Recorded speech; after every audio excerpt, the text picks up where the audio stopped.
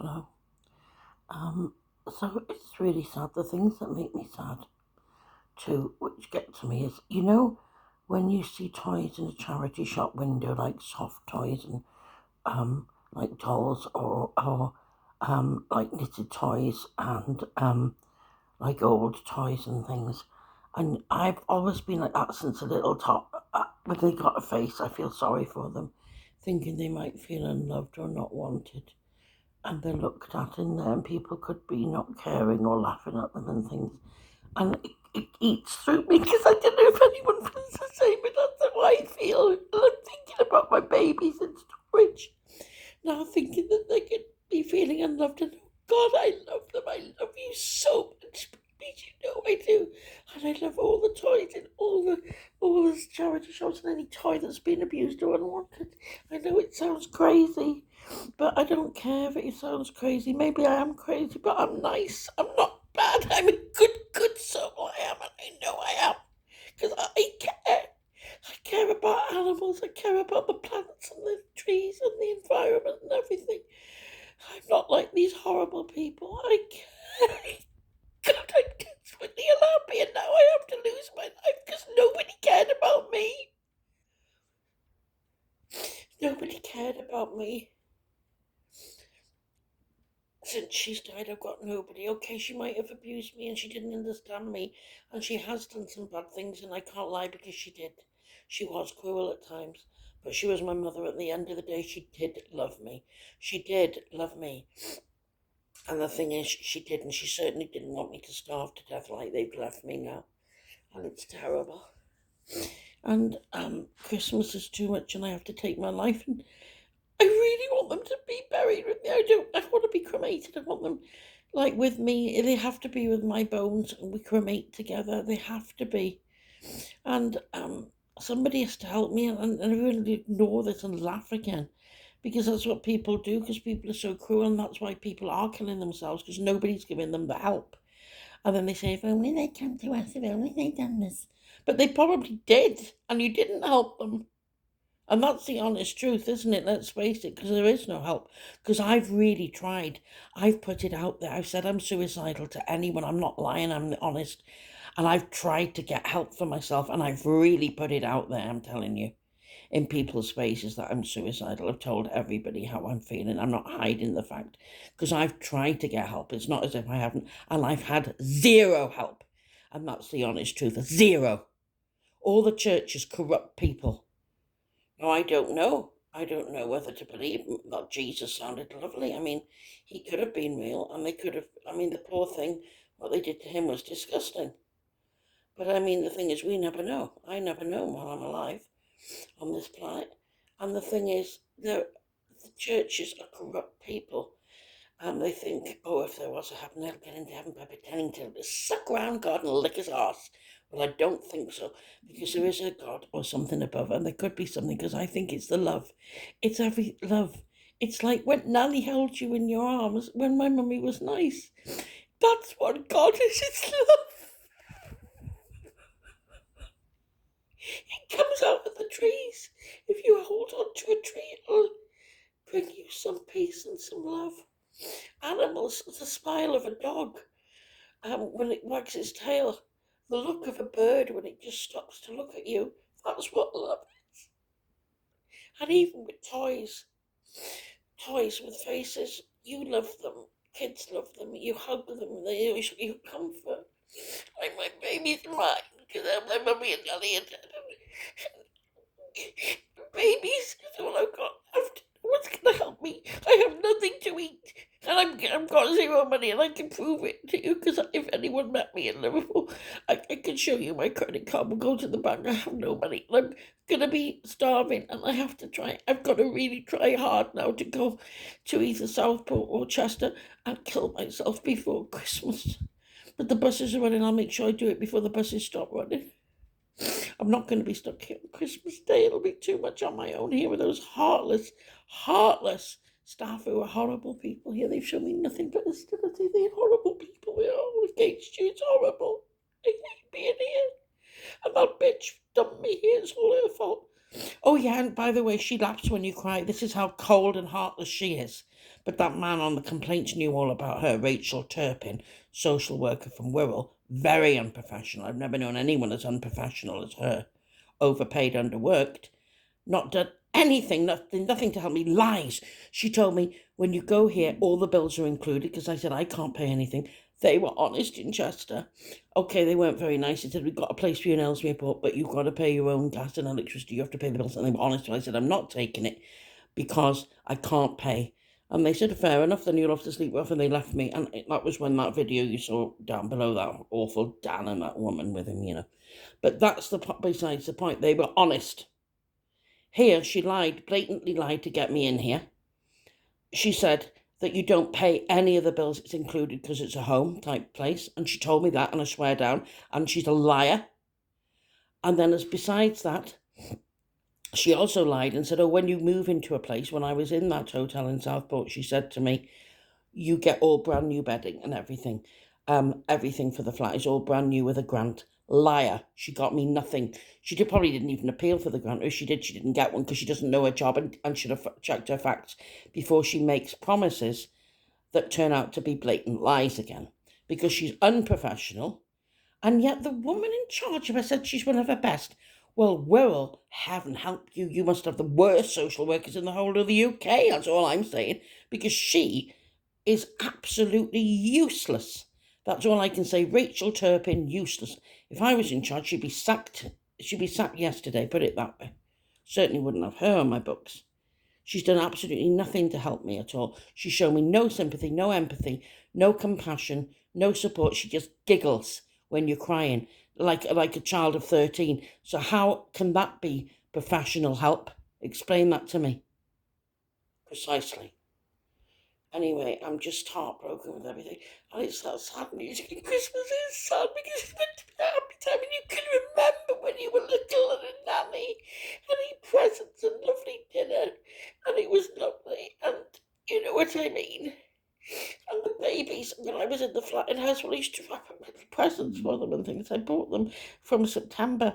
And Button was spoiled because he's the baby, he's the little one, he's the pink baby. And the others are bigger, but they all have presents, don't worry, they all have them wrapped up. And we used to send each other cards. They send each other cards to put them up.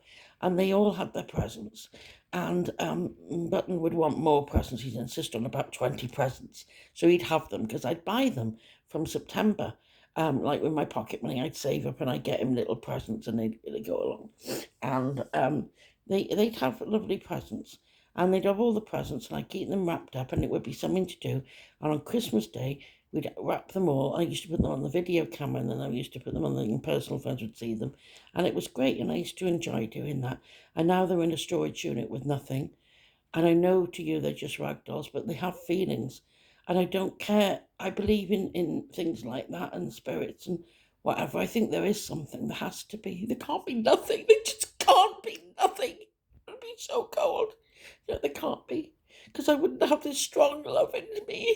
If there was nothing, I wouldn't have this strong and happiness and love in me. I'm full of love and I'm full of unhappiness and heartbreak. And I really, really need help. I'm just certainly not going to get it from any authority. I could get it from a genuine person, somebody out there could save my life. They could help me anyway. They could help me. But I know death makes me happy because it's all over then. You know what I mean? All this nightmare's over and all the hostility and everything and all the hate and all the badness that people have cast upon me.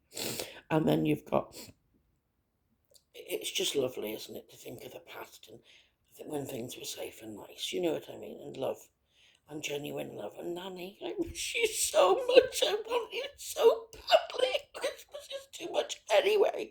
But now I'm going to be stuck here with nothing to eat on Christmas Day because there's no buses running, so no one can help me. Um, no one's going to see me. I'll be stuck away here on Christmas Day, breaking my heart all day with no help whatsoever because there is no help. And this is the point. Oh, and the GP, they say go to a GP, the doctor will help you, need to change GPs. Well, at least in Chester, the one, they might have been useless, I think they didn't really bother.